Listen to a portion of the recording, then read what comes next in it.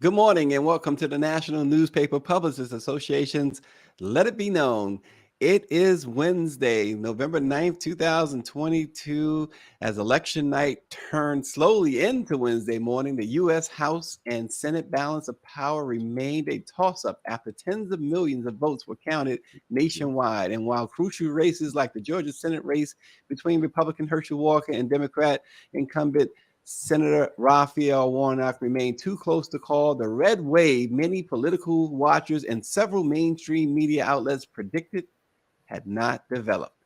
In the House, where power is likely to change hands, one Democrat, Virginia Rep. Elaine Luria, lost her seat. However, Ohio GOP Rep. Steve Chabot also lost his seat. Some House seats that most predicted as easy Republican prey, like Democrat Reps Abigail Spanberger of Virginia and Chris Pappas in New Hampshire, were retained. Here to discuss that and more on Let It Be Known is Let It Be Known's favorite legal mind, Robert Tarver of the Tarver Law Firm in New Jersey, Felicia Davis of the HBCU Green Fund, and the president and CEO of the National Newspaper Publishers Association, Dr. Benjamin F. Chavis Jr. Good morning, all. Good morning. Good morning. And what a Wednesday morning. As the sun rises this morning, there's still a lot of questions remain, but some history was made too. And let's start with you, Felicia Davis of the HBCU Green Fund. Um, this morning, as you wake up, any surprises from where you sit? First of all, wake up. That would be great. Any surprises? Yes, quite a few actually. So I am shocked by Florida. I expected some of that, not so much of it. I don't even have the word for Georgia. So it's not shock. It is, given the choices, given the work, given what's before us. I am deeply concerned, even though I totally believe we're going to put in even more work should we need to. But it's interesting given the rest of the country. And I am nonpartisan. I am packing to go to Sharm el Sheikh, Egypt, for the climate conference, as my good Dr. Reverend Chavis would identify. So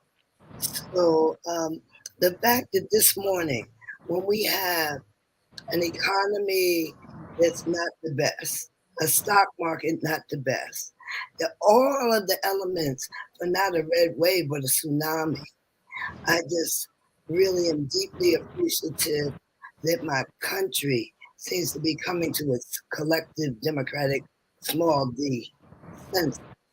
So in that, I am modestly encouraged. I've got one eyebrow raised, but for Georgia, it's Georgia. We knew we didn't turn it any different color, but here we are again. So I worked 2020, and I worked all night. So yeah, that's where I am, gentlemen. So I'm curious to know how my good brothers are feeling this morning. Well, Dr. Chavis is always on the move, as we can see from his camera right now. But Doc, I know you're optimistic. Let's throw it out to you in the car. Well, thank you. I want to congratulate and salute all the African Americans that won significant races in the midterm elections, starting with Governor Westmore now of Maryland, Attorney General of Maryland Brown. I think there's some significant turnout. And even in Georgia, first I just want to thank Felicia for all her great work in environmental justice and other work with HBCUs. And I'm always glad to see her, our legal advisor, on this morning. But I think that the news headline for Black America is that our votes counted, and they're still counting. And we need to continue to be vigilant. I still believe that Georgia ultimately is going to come out in favor of Warnock. And we wouldn't be where we were if it wasn't for such a large voter turnout in communities of color, not only in Georgia, but in Arizona, certainly in Pennsylvania. It was the large black voter turnout in Philadelphia and Pittsburgh that allowed the Democrats to flip a seat in the United States Senate. So I think that we have more to be rallying the importance of the vote. We said before the election that every vote counts, and while they're still counting, all our votes are still counting, and that's why we encourage people not to take this vote for granted, not to take this election for granted. On behalf of the Black press, I want to thank all of our publishers, thank the National Newspaper Publishers Association, thank the Transformative Justice Coalition, and thank Black Voters Matter for getting a record number. More than 10 million Black African Americans voted in this election across the country. Well, and before I throw it over to you, Attorney Tarver, let's just do a brief rundown of history making last night into this morning. Shirley Weber, the Democrat in California, becomes the first elected Black Secretary of State there in the Golden State. Also, if we scroll down to Connecticut, Democrat Stephanie Thomas will be the first Black woman elected Secretary of State there. Maryland, as stated, Wes Moore, the first Black governor there, and Anthony Brown will be the first Black person elected Attorney General in Maryland. Also, Andrea Campbell in Massachusetts will be the first Black woman elected Attorney General there. We know in New York, Kathy Hochul held on to her seat as the governor, just as a side note there. But also in Pennsylvania, Austin Davis will be the first Black lieutenant governor in the state's history, making him the highest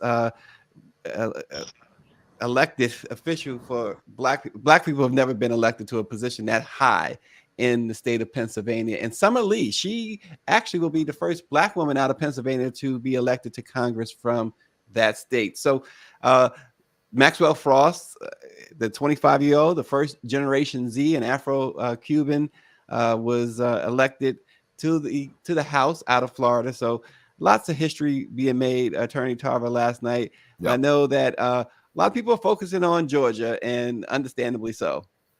Well, yeah. I mean, Georgia is of course, that's one of the races that none of us, any of us who have a modicum of sense, can really understand how that could possibly be what it is right now. But some really interesting takeaways from yesterday. Number one, election deniers. They lost big time. All those people who were out there saying, that denied the results of elections that we thought would be a problem going forward. We thought that they had some steam and some strength. Turns out that they fizzled out. There's only one of those individuals, I think, that really showed himself to have any strength. And what that also means is that Donald Trump was the big loser because each of those persons were Trumpian in their approach. So that's a real interesting surprise because it speaks to Donald Trump's strength. And as we go into 2024, the concern is not so much Trump as it is Trumpism. So I think that's a big takeaway. Another big takeaway, Florida. Who would have expected the margins to be so big in Florida? I mean, most people expected that there would be losses, but those huge margins with Val Demings and Marco Rubio, as well as the huge margin with DeSantis and his strength in traditionally Hispanic areas, that's very surprising and very concerning going forward as to whether or not Florida is ever going to be anything more than a conservative bastion. The other surprise is Texas. Overwhelming margins and some real demonstrations that Hispanics in Texas are more conservative than people once believed. So there's a lot to look at from this whole thing. But overall, people held their collective breath and said, we don't know what's going to happen here. It's going to be bad. Turns out it wasn't nearly as bad as anyone thought, if you're progressive. Yeah, as of right now, where we sit, Republicans are short of 207 House seats. Democrats are short of 188. It's still a lot of seats up for grabs, and of course, you need 218 to control the chamber and the Senate. Right now, Democrats did flip a seat. It's 48-47 right now, and we know that Democrats, all they need to do is get back to 50, and they will have the majority. They will retain the majority there, with Vice President Kamala Harris the tie-breaking vote on all things in the Senate. But you know, Attorney Tarver brings up a good point about Ron DeSantis winning, really, even in the pockets that are blue, typically blue in Florida, winning big there too. And I thought what was really interesting, Felicia, Davis, too, is the war between DeSantis and Trump is starting to boil over. And that's because the former president understands that his biggest challenge within the party is Ron DeSantis for 2024. Okay, so I learned something from DeSantis and Trump, and that is to flip the script. So I want to talk about what happened in Georgia that's powerful for Black people. We had resources basically in the non-partisan arena. So when you're talking about Latasha Brown, Black Voters Matter, Melanie Campbell, Black Women's Roundtable, and the Unity Coalition, you're talking about Helen Butler, Deborah Scott. Typically, and I'm going to be honest about the past, some of us, we're all together, but you have new school, old school, and now you got Gen Zs that are, you know, digital demons when it comes to doing things, right? We all work together. We have Y Block, Young Black Lawyers Organizing Coalition. Y Block brought in Black law students from NYU, Columbia, Howard University. They brought them up out of Texas. We had them on the program too, last night and last week. They might have needed to stay in Texas because they came to Georgia to help us, and we are very grateful for it. But the narrative is Black America, what we did once again to save this democracy. With all the Trump, DeSantis, both of them are a little interesting in my opinion, right? However, Felicia, wait, let me stop you there. And what you're saying is so important. However, isn't part of the problem with the Democratic Party, and is that this failed to plan ahead, because we talk about Trump and DeSantis, and I think it's important, if you're a Democrat, to pay attention there and to strategize, begin strategizing, because with them two going at each other, to me, it looks like there's a great big opening for Democrats to really take advantage of that and not to sleep on the sidelines. And while these two Republican titans, if you will, battle it out and gobble up all of the press and the media attention. That's how Trump got into office in the first place, getting that media attention that Democrats sat on the sidelines and allowed that to happen from many people's seat. So it's important what you're saying. It's now a sideshow. It's a sideshow. And if you look at that particular state where they both are, that state is what it's always been. And let's just declare it. If you look at, I don't know, South Dakota, guess what? I don't have to even do any polling. I know how it's going to go. So there's something way down south of me that's going to go a particular way. But what happens every time, Black people, when we bear down, we do the work, we show up, we offer not better candidates, the best. Okay, the best across the board. No exceptions, maybe one in Georgia, but basically we offer, it doesn't matter if it's North Carolina, win or lose, coming out even in the loss, everybody has to acknowledge our brilliance, our preparation, our competence. So, and now what we accomplish when we come together and work 5 fingers on a hand together, right? That is a story.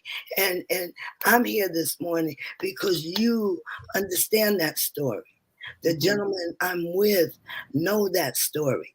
And this time we claim the narrative. And you're the only place And I definitely commend the program. And it's not just, sprinkling pretty dust. This is the space. And we have needed Black press, Black media. In this moment, there were some things going on with young people. Right. And I definitely want to shout out, because if I've been praying for anything, I've been praying for Black youth to show up. And Black youth did not let us down. Black men did not turn the corner. They did not vote for football. Right. So we got to own our narrative in the moment, so that going forward, let people respond off of us. These young people, I'm on the offensive, right? I'm worn out from defense. So I want to be a wide receiver instead of whatever they are. A defensive back. You don't want to be a defensive back or a linebacker. Right. It's time, because look, who's my hero in this season? Alvarez and Dusty Baker. I'm like, okay, it might take a minute, but that thing went. I never saw a home run go 2 pitches. Now I was like, wow, that's what the Black community did yesterday. Yeah. But Stacey, I'm sorry. No, that's okay. She's just so our audience will know, Attorney Tarver, she's referring to the massive home run Yordan Alvarez hit for the Houston Astros in Game 6 of the World Series that is still traveling to this moment through the airwaves of Houston, Texas, and of course Dusty Baker becoming just the third African American manager to win the World Series. But go ahead. And while I love Dusty Baker, I'm a stone's throw away from Philadelphia, so I'm glossing right over that whole thing. But Felicia makes an excellent point. The quality of candidates that we've put up as Black people. Look at a Mandela Barnes. Look at a Stacey Abrams. Look at these people and say, wow, we are really putting out some incredible product as compared to who they're dealing with. Ron Johnson versus Mandela Barnes? Really? It makes no real sense. But you made an interesting point earlier, Stacey. You talked about the vacuum with the Trump and DeSantis thing. I'm just going to go back to that.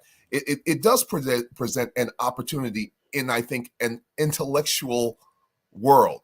The problem is we're in a political world, and already today, progressive Democrats have started running ads against Joe Biden. So the Democrats are going to have their own fight going on. And this is just perpetual. I remember Funkadelic did the album America Eats Its Young. Well, the Democrats eat their own individual candidates. It's an amazing thing. Yeah, Dr. Chavez, I know, you are pretty much on the same page as Felicia Davis, as always. When you see what she's, when you dissect what Felicia is saying about how the young ones and how, Black voters, again, they carried the message, they carried the water, if you will, and she went on the offense, no defense. And isn't it time, that something you can extrapolate from what she said? Isn't it time to play some offense now? Well, yeah. Well, I think that Black America has been playing offense, and that is what is saving American democracy. I think that a lot of people are going to gain a lot of hope out of the midterm elections, a lot of encouragement out of the midterm elections. And shout out to Black women, shout out to Black men, shout out to Black youth, shout out to HBCUs, shout out to the CBC, the Congressional Black Caucus.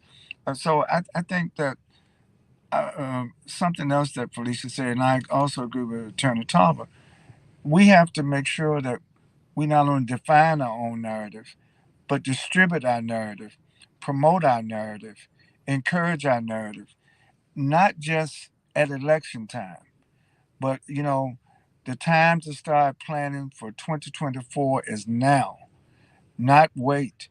2023 is going to be a year of preparation for 2024. And what we learned from 2022 is that our vote, that is the African American vote and other communities of color, and I think we have to work with our Latino brothers and sisters a little bit more. I think that the division between Latinos and African Americans is something that we need to pay attention to. Also, we need to pay attention to the division between African Americans and Jewish Americans. I think these issues require us to be responsive, and I like what Felicia said, because to be proactive is to be on the offense. It is not to be on the defense all of the time. And I think the posture, the political posture, and again, I agree with Attorney Talbot. This is a political um, arena, but politics is also the art of compromise. But in order to compromise, you got to express your power.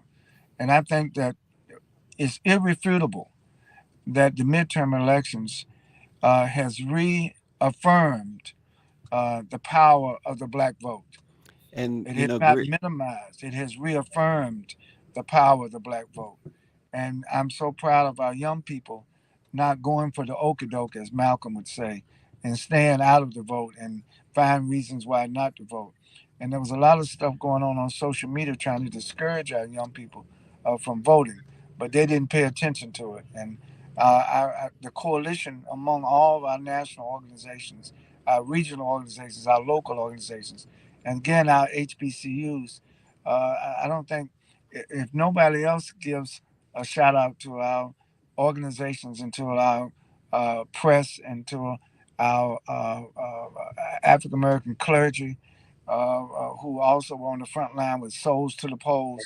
All these things work together to give us the progress that we continue to make year after year. We are making progress in spite of what happened on January the 6th. And to me, if DeSantis and Trump knock each other out, God bless them. What we have to do is go forward and put forth, continue to put forth those quality candidates, those issues and the policies. And because every inch of progress that black people make in America inures progress to the rest of America. Well, one of the things that Attorney Tarver and Felicia, that Greer has pointed out, that more black men voted for Stacey Abrams than anybody else in the Democratic Party. She says we have to stop listening to mainstream, especially during elections. Yeah, that's precisely it. And you have to understand there is an alternate narrative that is being created by the right wing. Turn on your cable TV stations. You will see a plethora of right wing outlets. Where did they all come from? I don't know. But the fact of the matter is, when you control the narrative, as both of your guests have said, you control the outcome. And so there's a reason why there's a Herschel Walker up there, Margie because Taylor they Greene. want to control the narrative, black narrative, through black people who have been co-opted themselves. And so we have to be very careful about black candidates. It's one thing to be happy about black candidates, but we have to have the right black candidates who have the right narrative and are not co-opted by the right wing to run an agenda that's against black America. That's what we have to be careful about. We're patting ourselves on the back today because, oh, we didn't get slaughtered as bad as we thought it is. But we still have huge battles going forward. And if we lose the Senate, they'll have the House and the Senate, and the damage that will be done to black America will last for decades, past my lifetime and past the lifetime of everyone who was on this station. So we cannot embrace that. Right? We cannot embrace that, because I'm looking at some young folks that are bringing forward some different strategies and some different ways of thinking, right? And they're not depending upon the old coalitions and the old ways of thinking as we did it to get it this far. So even should we stumble in a moment, I'm saying to people, look, we have someone in the White House. We have Justice 40, where 40% of billions of dollars are to flow to disadvantaged neighborhoods. I'm saying to young people, buckle up. This is our moment. This is the only one we have. And before I go projecting a decade of damage, we got something right here. It looks to me like everybody, all hands are going to be on deck right here in Georgia. Right here in Georgia. I was in the streets 2020 with COVID. We had to knock a door and jump back 6 feet. So now, right here, we can hug up and get close together and get done what needs to be done, however it goes. The other thing, because I have had some experience with damaged Black men, I may have a preference for the intelligent, articulate, well-spoken, competent. I'm still not going to distance too far from the caricature that they are trying to show America of Black men. So how we navigate that, and it's not a Clarence Thomas moment. This is a different kind of moment because we got a Black man that actually was a high achiever, be it in one narrow arena, right? Sports, Heisman, whatever. So we have to be careful about how we grapple with that and still come down here and get done what we need to do. So I am like hardcore to the floor, going to hit the streets and beat the doors. But this is our moment. I'm talking about controlling the whole narrative. Leadership means step out front. That's where I am. I'm stepping forward. We've got to do this, and we don't have 10 years. Yeah, last night, Congressman James Clyburn from South Carolina, the longtime leader there, he talked about the things that were important as far as black folks getting out, and also we know that what's at stake in the House, right? There's control of different caucuses, different committees, I should say. Dr. Chavis, that is important, isn't it? Oh, absolutely. And again, the thing that I liked about what Congressman Clyburn said was he doesn't have a defeatist attitude. He said that we learn from each lesson in history and we apply it and we make the future better because of our learning from history. So I think all of our panelists this morning, that we're all on the same page about the importance, one, of the Black press, the importance of us having our own narrative, and the importance of us not allowing the forces of oppression to divide and conquer us by sometimes even using some of us as front people, as like puppets to dissuade and to confuse and to confound. I think we come out of the midterm elections more clearer as Black Americans than ever before about that we continue to press forward, continue to fight for freedom, justice, equality, and equity at all places, not only at the federal level but the state level. There are a lot of state races that went down. We haven't commented on it, but we've made some advances in terms of statewide Black politics. We made some advances in my home state of North Carolina. While Sister Beasley did not win the Senate race, uh, my home county elected a Black sheriff for the first time in 400 years. In fact, we have 5 contiguous counties in North Carolina now that have Black sheriffs. Why is that important? Because mass incarceration, because discrimination in the criminal justice system is determined mainly by the people who operate the system. And so we need more African Americans in law enforcement that not only have a Black face, but have a commitment to the empowerment of our people. So I'm really I'm going to be celebrating what happened in this election as a means. And if we got to roll up our sleeves and go back to Georgia for this runoff, let's get it on. Let's get it. Attorney Tarver, real quick, your closing thought. My closing thought is simply this. We, as usual, as Black people, have bailed America out. We have saved democracy once again. But we have to be careful because there's so much more that we have to do. We have to take realistic assessments of where we are. And we have to be willing to get out there, as Felicia said, and as Dr. Chavis said, we have to be willing to get out there, roll up our sleeves, and do the work. We got to go back to the ground. We got to do ground and pound and get out there and really not be afraid to take on these narratives. Don't let them define us as being woke or whatever it is. No, we're not woke. We're awake. And that's what we really need to make sure that we put forward. Attorney Robert Tarver, always a privilege. And of course, we'll let Felicia Davis of the HBCU Green Fund give us the last 30 seconds. We won, and we're going to keep on winning. Simple as that. We won, and we're going to keep on winning. That's it. She's on the offense. She's playing wide receiver, she said. So there you go. We appreciate you as always, Felicia Davis, HBCU Green Fund. Of course, Dr. Benjamin Chavis Jr. We appreciate the president and CEO of the National Newspaper Publishers Association. As you can see, he's on the road, as he always is.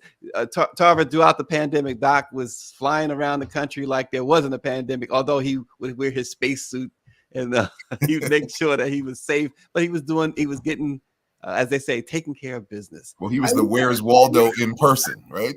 Dr. Chavis, are you coming to COP in Sharm el Sheikh? We have people already over there in Egypt. I'm going to be doing something virtual with them, but safe travels. We're also making progress globally. That's another subject for let it be known what we're doing around the world to protect the climate and to protect the future of humanity. Well, there you have it. All right. Well, thanks for joining us. We're going to continue to bring you the updated results. We know that this will probably drag out at least a few days. So you'll hear updated information right here on Let It Be Known. Thanks for joining us. We'll see you tomorrow.